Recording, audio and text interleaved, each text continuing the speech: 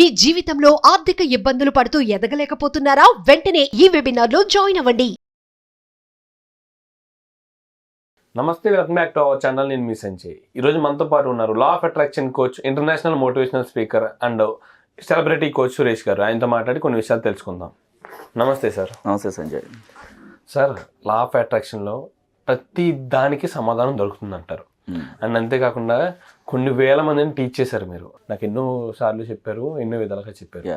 అయితే మనకి కాల్స్ వస్తున్నాయి సార్, వరుస పెట్టి కాల్స్ వస్తున్నాయి. మన వీడియోస్ చూసిన ప్రతి ఒక్కరు తెగ కాల్స్ చేస్తున్నారు, డౌట్స్ వ్యక్తం చేస్తున్నారు. వీళ్ళు ఎలాంటి వాళ్ళకి మీరు ఒక మార్గాన్ని చూపించగలరు అంటారు? అంటే ఎంత చిన్న సమస్య నుంచి ఎంత పెద్ద సమస్య వరకు ఆ వ్యక్తి ఏ స్టేజ్ లో ఉన్నాడు, డిప్రెషన్ లో ఉన్నాడా, లేకపోతే ఒక జాబ్ కోసమా, హెల్త్ ఇష్యూసా, హస్బెండ్ అండ్ వైఫ్ మధ్య ప్రాబ్లమా, లేకపోతే కోర్టు కేసా, డిపెండింగ్ అని ఆ వ్యక్తి పడుతున్న బాధను బట్టి ఇది ఉంటుంది, రెమెడీ ఉంటుంది. సో అందరికీ ఒకే టైప్ ఉండదు. ఒకరు బిజినెస్లో లాస్ అవుతుంటారు, ఒక జాబ్ కోసం ట్రై చేస్తుంటారు. అట్లా మన ద్వారా సాఫ్ట్వేర్ జాబ్స్ చాలా మందికి విదేశాల్లో వచ్చాయి. సో వాళ్ళు చాలా సంవత్సరాల నుంచి ట్రై చేస్తున్న రాంది నెగిటివ్స్ అడ్డుపడి ఆ నెగిటివ్స్ క్లీన్ అయిన తర్వాత ఇమ్మీడియట్గా జాబ్ వస్తుంది. ఇక్కడ ఏంటంటే చిన్ననాటి నుంచి ఆ ఫ్రేమ్స్ బలంగా నాటుకుపోయి ఉంటాయి. మనం చూడండి, డబ్బుదే ముందర కుక్కను కొడితే రాలుతుంది, డబ్బు మంచిది కాదు, ఎక్కువ కోరుకోకూడదు, చాలా ప్రాబ్లమ్స్ వస్తాయి. కొన్ని వార్తల్లోనూ చుట్టుపక్కల జనాలు మాట్లాడే మాటలు, ఇంట్లోనూ ఇవన్నీ కూడా అవి కొన్ని లక్షల్లో పెరిగిపోయి ఉంటాయి. ఇప్పుడు మీరు ట్రై చేస్తున్నా సరే ఆ వ్యక్తి రాదు. ఎందుకు? ఆ ఫ్రేమ్స్ అన్ని బలంగా నాటి ఉంచాడు. ఎందుకు రావట్లేదు తనకు అర్థం కాదు. అందుకే గురువు లేకుండా ఎట్లా సాధ్యమవుతుంది? ఎందుకు రావట్లేదు గురువు తెలుసు, ఆ వ్యక్తికి తెలియదు. ఆ స్థితి మారటానికి ఆ జాబ్ ఎందుకు రావట్లేదు, ఎంత ట్రై చేసినా ఆ నెగిటివ్ బిలీఫ్స్ ఇట్లా పెరిగిపోయింది ఆ వ్యక్తిలో, ఇంట్లోనూ తనలో కూడా. అవి పెరిగిపోయి ఆ మూఢనమ్మకాలు, ఆచారాలు నమ్మేయటం ద్వారా అదే జరుగుతుంది. అంటే ఇక్కడ ప్రాబ్లం అనేది ఒక రకంగా ఉంటుంది చెప్పలేం. ఇన్ని కోట్ల మందిలో రకరకాల మనుషులు, రకరకాల ఆలోచనలు, రకరకాల ప్రాబ్లమ్స్.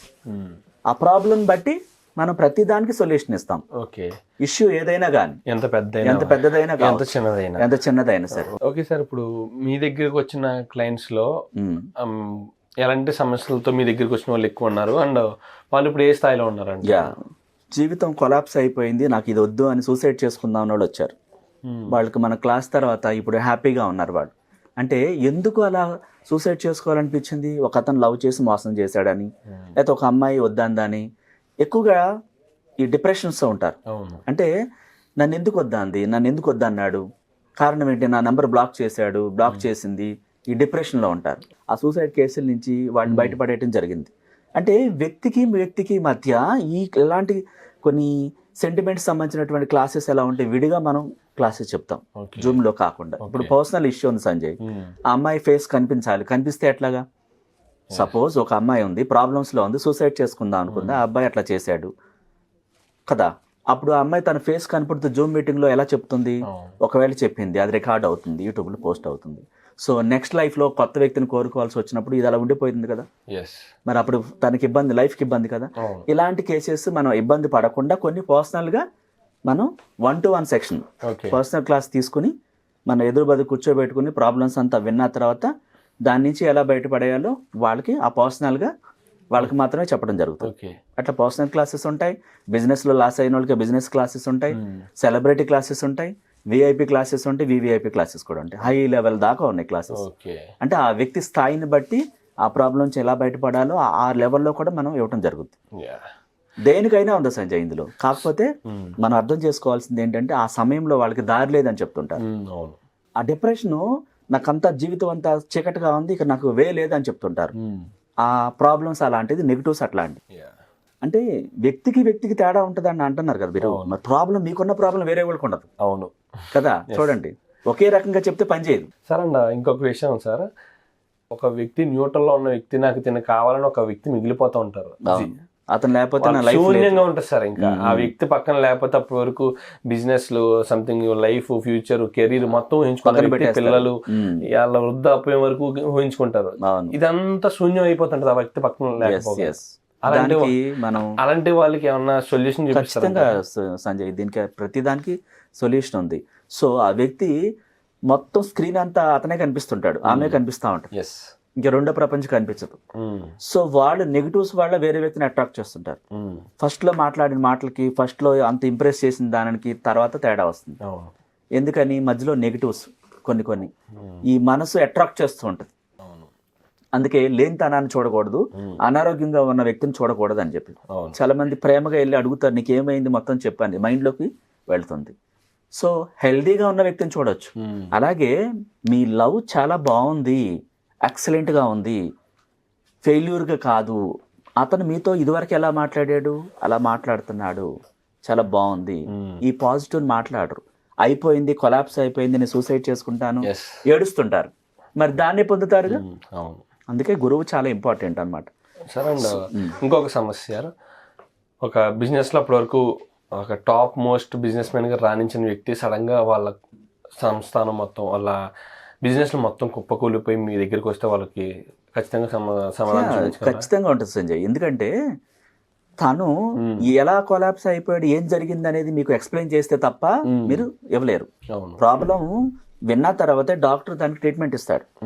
అట్లాగే అసలు ఏం జరిగింది, ఎక్కడ తప్పు చేశాడు, తను ఏం ఆకర్షించాడు, భయపడ్డా, కంపెనీ అంతా దివాళా తీస్తున్నట్టు ఊహించాడా, ఏం జరిగిందో తెలియదు.